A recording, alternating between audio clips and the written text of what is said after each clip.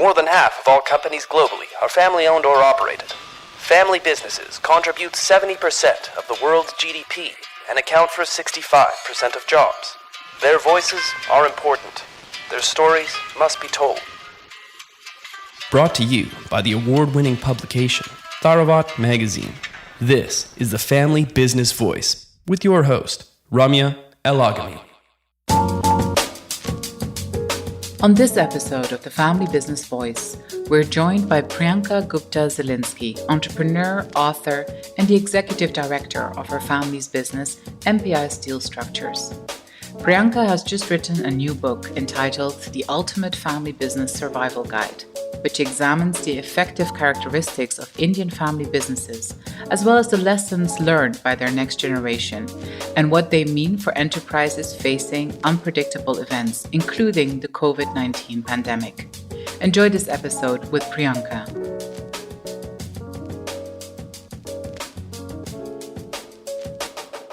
Welcome everyone to another episode of the Family Business Voice. I'm joined here today by Priyanka Gupta Zielinski, who is a next-gen family business member and also more recently a new author of the book, The Ultimate Family Business Survival Guide. Welcome, Priyanka, to the show. Thank you for having me. So, Priyanka, I think first questions first here.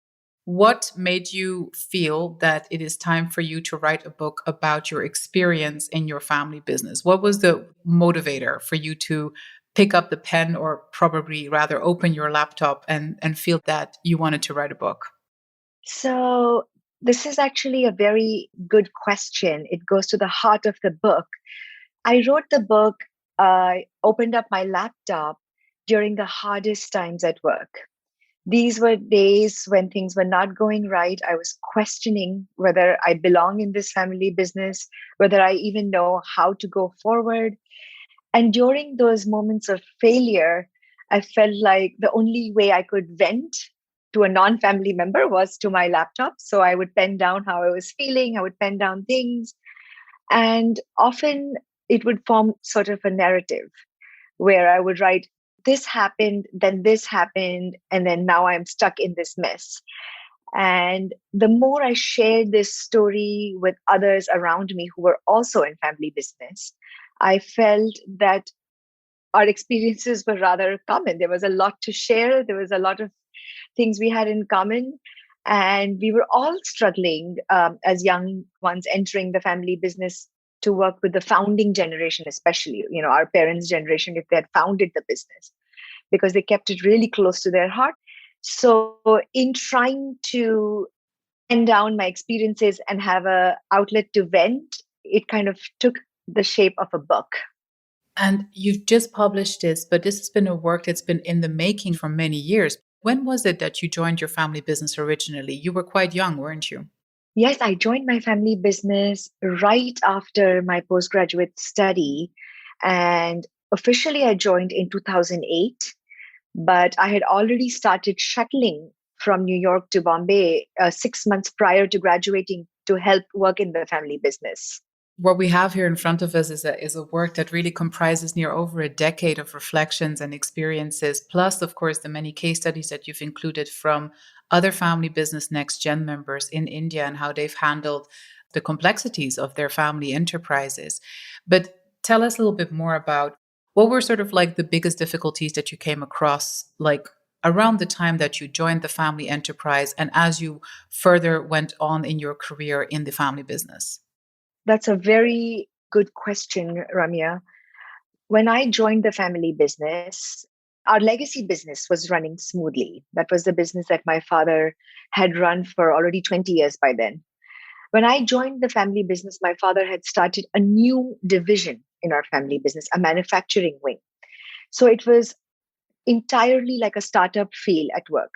So we were in a startup, we were in a small business setting, and we were facing a lot of internal challenges because we were not correctly equipped, and lots of external challenges from the steel industry in India, which was also trying to figure itself out in the larger scheme of things because lots of technological changes were happening in the country in construction and how steel was being used.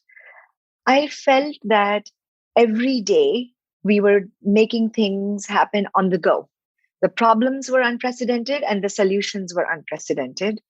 And it was exhausting to not have any formal support system.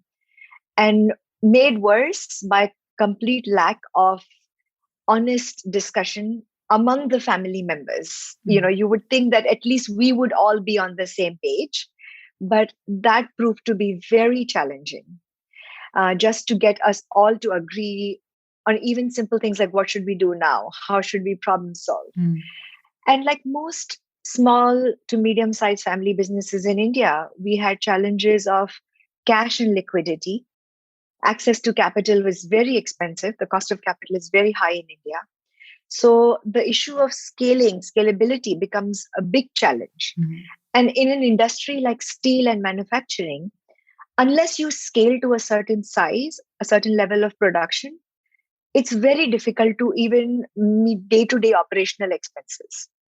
So the stress is immense and you're basically thrown in and you feel, before you join in, you feel like you know all parts of the business because you have heard about the business every single day of your life. So you feel like nobody is better equipped to join this business than you because every day you know about the business, you've heard about the clients, you've met the clients, you've met the suppliers, you've been to the factory. So you feel like you are ready. And the realization that you are not ready hits hard. And on the several occasions when you fail, it's very difficult to pick yourself up. And then you also feel like the surrounding community is not appreciating what you're doing because there are so many negative stereotypes around family businesses, especially in India.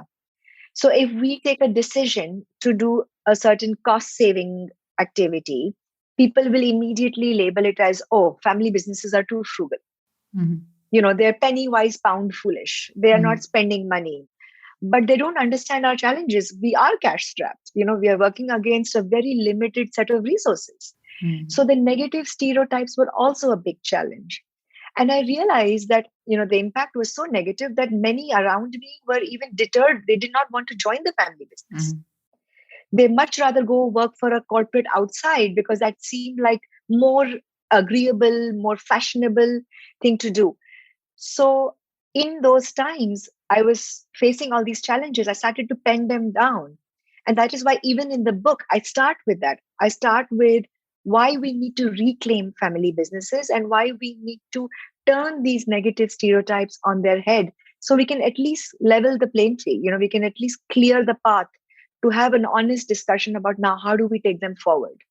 And I think you're mentioning something which is lacking. And I think that for the next gen to be allowed to enter with a more realistic idea of what kind of challenges are waiting on the other side without it being a deterrent necessarily, right? Like, I think that's what's really missing. And I think like what you've done here in the book is to describe very clearly what are the typical pitfalls from both perspectives. Now, I think though, before we talk a little bit more about the tools that you provide in the book to help next gens sort of like navigate those choppy waters of being part of the family business.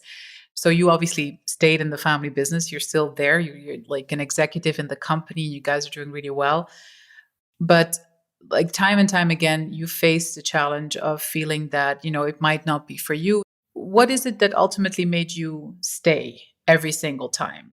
It's an easy answer for me, Ramya. What made me stay was my father's conviction. Every time I made a mistake at work, every time I screwed up, every time I failed, the amount of work my father had to do to not just clean up my mess, but to then, take the business that much forward, it was inspiring. It took me a good part of a decade to appreciate his style and to give in and to embrace it fully. But the conviction he has, the single-minded focus and his capacity was the reason I stayed every single time. And when I realized that I need to start giving and trusting him more, we all did better.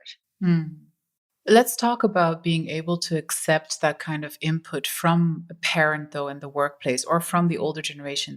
We have to be frank here about the cultural context that Indian next gens operate under. Like there's a lot of pressures, not only from a business side, but the family pressures are enormous. It's a beautiful culture, of course, but it's also a culture that demands a lot of its young people. But I think in this context, like there's so many different things that contribute to that relationship with your parent or with the older generation. Adding a business to it seems to just increase that complexity. So how much of the conflict within family businesses in India that you see around you do you feel hail more from there being that enormous familial and cultural pressure as well on the next gen, as opposed to just the pressure to perform as an employee of the business or the pressure to perform as an owner? So, Ramya, I think I see three different factors that create immense pressure.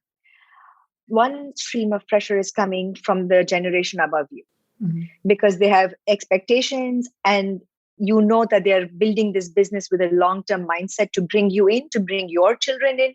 So that is building pressure. The second pressure is coming of all kinds of cultural connotations from the community in which you are operating as a family and as a family business. So these are your suppliers, your clients, your relatives. There are no limits. Everybody has a judgment on your cultural and socioeconomic positioning, especially for women entering the business. The third pressure is coming from within you. You have set yourself up to join this business. Most of us have had access to tremendous education and skill building tools. So we come in and we are also creating a lot of pressure on ourselves to make everybody around us proud. So it is a recipe for a disaster in some ways, because we've got so many different people now operating in one place. Everybody has their own agenda. Everybody has their own expectation, and everybody is processing the simplest decision at work through multiple lenses. So you might think this is a simple A to B decision, but people are thinking about, what if she gets married and she leaves? Who is going to execute my project? Bankers are thinking, if she's not here, who is going to be responsible for this loan?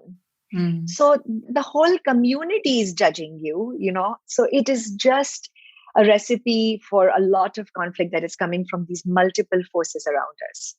So you've done case studies in the book about friends of yours, basically, and they have made their careers in the family business. Did they have these moments of epiphany somewhere in the middle, like the one that you described for yourself? What kind of characteristics do they share that they were able to make it work? Ramya, the businesses I talk about in the book, few of them are people I know well, and others are family businesses who generously opened themselves up to have honest discussions with me for the purpose of the book. And they vary. There is a big variety of them. So it's hard to put them in these categories because they all had such unique journeys and such unique ways of coming to solutions. And some of them were not able to come to any solution. And, either the business was disintegrated or the family member was, moved out. So it shows a really wide range of what worked and what didn't work. Some of the success stories came when the 2 or 3 different generations were able to find common ground through internal discussions, or by bringing in an external consultant sometimes, or adding a independent board member sometimes. And the discussions that really channeled into success were when the next generation was able to add technology, was able to streamline something by just improving small aspects of the business. That was the greatest value addition. And I think a lot of credit has to be given to the founding generation or the generation above us also in the business, in the way they have had the backs of the next gens. And so with regards to what you've just mentioned here, I know that you've based the book on your personal experience, on the case studies of the families you've just described, but you've also brought in a lot of traditional Indian wisdom into the book. And so it's really interesting for me to try to understand. I would love for you to explain why you, as a next gen, a millennial, someone who's definitely driven by everything that's tech, etc. Why did you draw from the ancient wisdom at the same time in the book? Thank you for asking that question, Ramya, because the answer to that question is very close to my heart. My father comes from a North Indian state, Haryana, and Haryanvi is a dialect of Hindi, so slightly different than Hindi, but much harsher than Hindi. So even if somebody is speaking Haryanvi casually and politely, it sounds like they're in a massive fight. So it's a very aggressive language. And Haryanvi has these great idioms and jokes and adages that my father would always use at work. And however tense the situation was, it would diffuse that situation. Mm. And these became our go to mantra. So in our family, we would throw them around every time, And one of them translates to mean if you owe the bank $100, it's, your problem. But if you owe the bank $10 million, it's really the bank's problem. Mm. So, it's just a way to lighten the situation. Yeah. And that is why these Haryanvi adages I wanted to put out. I started out by listing them down and writing them simply for the purpose of making sure that my children have access to this. Mm-hmm. Because if I document them, then it'll be a file that my children can read. It can be something that I can continue on because these adages are not written down anywhere. They're being passed down. My grandfather used them. My father uses them. And when I started the list of these adages and started to explain them, you will be surprised. I came up with 60 Haryanvi quotes, all about dealing with risk, failure, survival, and picking yourself again and making sure that you're ready to do it better next time. So really amazing sources of empowerment. Mm-hmm. And when I started to write the book, I wanted to bring that to people. I wanted people to not just look at what their parents are doing in a new light and appreciate that, but I also wanted Indians to look at all the great knowledge we have and wisdom we have just around us. Mm-hmm. The current context in which we're having this conversation is a very unpleasant one for India in particular and the family businesses operating there. You offer very specific tools, like I could also call them coping mechanisms, maybe for, next gens that are in the family business or even those that are about to join. Which one of those tools do you feel these family business members could now use or prioritize to their advantage? Like, what should they be focusing on? So there are 5 tools, and I think all 5 tools are going to be very, very important coping mechanisms.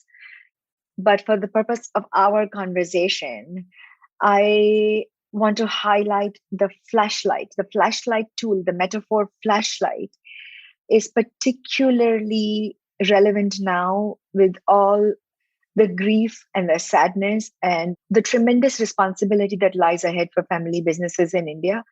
Because the recovery of our country is going to be on the backs of family businesses. They're going to be the frontliners leading all economic change from here on. And the flashlight tool, it has 4 different coping mechanisms for us. One of them is to introspect deeply, to look deeply, and to really, really understand the great shift that is coming, in the way consumption will happen, in the way people will buy or consumers will behave. There's going to be a big disruption in that. It might move online, it might be digitized, so we have to understand, we have to look towards data to understand how deeply we can research and then plan our next steps. So the flashlight is going to help us with that. And one more thing that the flashlight reminds us of to help us keep in mind is the South African belief in Ubuntu, in humanity. Because more than anything right now in India, people are helping people. The random stranger is standing in the hospital and making sure that they're looking after your family member while you run out and get an errand. So we have to remember that anything we do forward, like it has to be for the betterment of society. It can be for our immediate community, it can be nationwide, but we have to keep people at the center, at absolute focus of all the products all the services we design, and any changes we bring to our business. And the empathy, the level of empathy that we have developed because of this pandemic is going to help us make some very good decisions, I think. Great tasks ahead for the next generation of family businesses in India, and but also a wonderful outlook in terms of how they will be able to contribute to recovery when the time comes. Thank you so much, Priyanka, for joining us on the Family Business Voice and talking about your book, The Ultimate Family Business Survival Guide. The link is below this podcast for anyone who wants to go check it out. Thank you for joining us. Thank you so much, Ramya. Thank you for listening to the Family Business Voice. Subscribe to our channels now on iTunes, TuneIn, Stitcher, or Spotify to be notified of our weekly episodes.